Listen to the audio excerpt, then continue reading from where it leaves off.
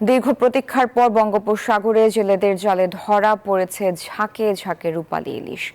আড়তগুলোতে ফিরেছে কর্মচাঞ্চল্য।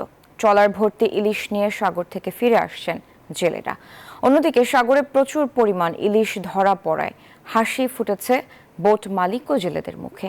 ক্রেতারা বলছেন দামও কিছুটা সহনীয় পর্যায়ে। আইয়ুবুল ইসলামের তথ্য ছবিতে বিস্তারিত। ঘাট থেকে ডিঙ্গি নৌকা হয়ে মোকামে ছোট বড় ইলিশ। দম ফেলার ফুসরত নেই কারো। কেউ বরফ ভাঙছে, কেউ ইলিশ সাজাতে ব্যস্ত। বৈরী আবহাওয়া এবং ৬৫ দিনের নিষেধাজ্ঞা কাটিয়ে আবারও চাঙ্গা কক্সবাজারের মৎস্য অবতরণ কেন্দ্র। জেলেরা বলছেন সাগরে জাল ফেলতেই ধরা পড়ছে ঝাঁকে ঝাঁকে ইলিশ। একদিন পর এই সমুদ্রে যাইতে পেরে আমরা খুব খুশি। বা আমরা টিপের মধ্যে ৩০০০ ইলিশ মাছ পেয়েছি, আরো খুশি। মাছ পাইছি, আল্লাহ বহুত খুশি আছি। সঠিক প্যাড আর সঠিক তথ্য দিয়ে এসব সামলে নিব এক হয়ে। Mona Lisa sanitary napkin. আল্লাহ দিলে আরো হামো। মাছ পাইলে তো অনেক ভালো লাগে।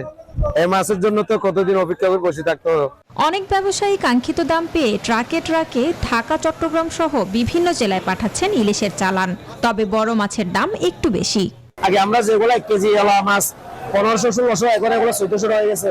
আর যেগুলো ১.৫ কেজি ২২০০ টাকা, ২৫০০ টাকা কেজি, এগুলো এখন ১৬০০-র মধ্যে অ্যাভেলেবল পাওয়া যাচ্ছে। ১ কেজির উপরে মাছ চলতেছে ১৩০০ টাকা, ১৪০০ টাকা। ১.৫ কেজির উপরে মাছ চলতেছে ১৪০০-১৫০০ টাকা। ১ কেজি ওজনের একটা ইলিশ ১৮০০ থেকে ২৫০০ পর্যন্ত, এখন ১৫০০, ১৭০০, ১৮০০ এরকম কিছুটা। কক্সবাজারে ২ লাখের বেশি জেলে থাকলেও নিবন্ধিত জেলের সংখ্যা ৬৩,০০০-এর বেশি। এছাড়া নিবন্ধিত ট্রলারের সংখ্যা ৫,৫০০-এর বেশি।